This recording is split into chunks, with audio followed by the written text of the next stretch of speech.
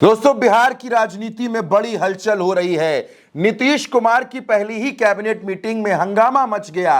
हंगामा इस वजह से मचा क्योंकि नीतीश कुमार इस बात पर अड़ गए हैं कि जब गृह विभाग हमसे छीन लिया गया, 20 साल में यह पहली बार हुआ जब गृह विभाग नीतीश को छोड़ना पड़ा, तो अब स्पीकर की कुर्सी हमको हर कीमत पर चाहिए। लेकिन बीजेपी है कि स्पीकर की कुर्सी पर भी आंखें गड़ाकर बैठी हुई है। बीजेपी को लगता है कि उसने गृह विभाग ले लिया है, तमाम जो महत्वपूर्ण विभाग हैं बिहार के वो ले लिए हैं, लेकिन स्पीकर की कुर्सी के बिना मामला अधूरा रहेगा। बीजेपी की नजर स्पीकर की कुर्सी पर है और बीजेपी स्पीकर के लिए तमाम नामों पर मंथन भी कर रही है। 3 नाम जो सामने आए हैं बीजेपी की तरफ से, उसमें गया टाउन के विधायक प्रेम कुमार का नाम है, उसमें रेणु देवी का नाम है और उसमें परिहार सीट की विधायक गायत्री देवी का भी नाम बताया जा रहा है। लेकिन नंबर 1 पर प्रेम कुमार का नाम है जो बीजेपी के सीनियर लीडर हैं। लेकिन यही बात नीतीश कुमार को अखरने लगी है क्योंकि जो उड़ती उड़ती खबरें हैं वो नीतीश के कानों तक भी आ रही हैं। नीतीश को पता चल रहा है कि बीजेपी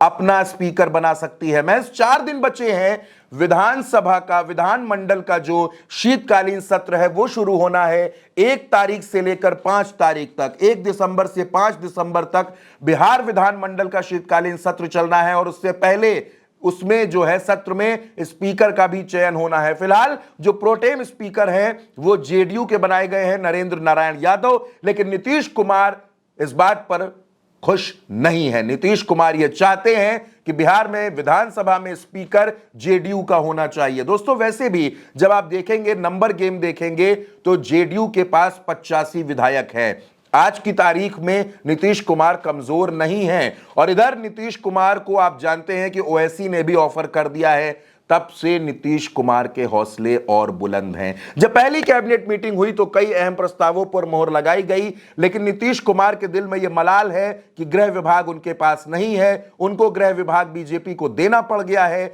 सम्राट चौधरी के पास गृह विभाग गया है। इसके अलावा जो तमाम और महत्वपूर्ण विभाग हैं, चाहे पीडब्ल्यूडी हो, स्वास्थ्य हो, उद्योग हो, खेल हो, सूचना प्रौद्योगिकी हो, पथ निर्माण का विभाग हो, ये सारे विभाग भारतीय जनता पार्टी के हिस्से में चले गए हैं।